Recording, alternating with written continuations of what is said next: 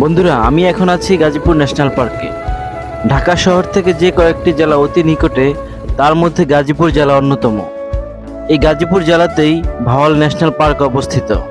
গাছে গাছে ভরপুর এই উদ্যানের প্রতিটি জায়গায় নজর কাড়া। সারি সারি বৃক্ষের মাঝে পায়ে চলা পথ। হাঁটতে হাঁটতে ক্লান্ত হয়ে পড়লে বিশ্রামের জন্য আছে বেঞ্চ কিংবা ছাউনি।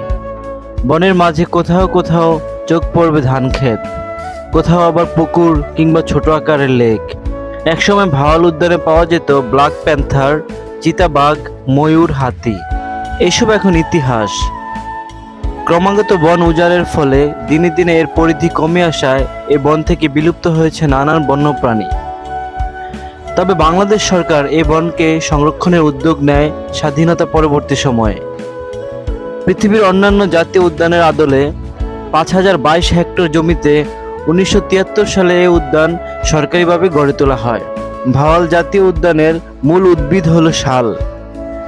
প্রায় 220 প্রজাতির গাছপালা আছে এই বনে। এর মধ্যে 43 প্রজাতির বিভিন্ন রকম গাছ, 19 প্রজাতির গুল্ম, 3 প্রজাতির পাম, 27 প্রজাতির ঘাস, 24 প্রজাতির লতা, 104 প্রজাতির ঔষধি গাছ। জীববৈচিত্র্যেরও কমতি নেই এই বনে।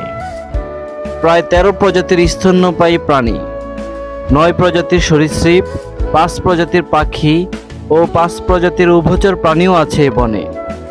ঢাকা থেকে 40 কিলোমিটার দূরে ও গাজীপুর থেকে মাত্র 3 কিলোমিটার দূরে ন্যাশনাল পার্কটি অবস্থিত।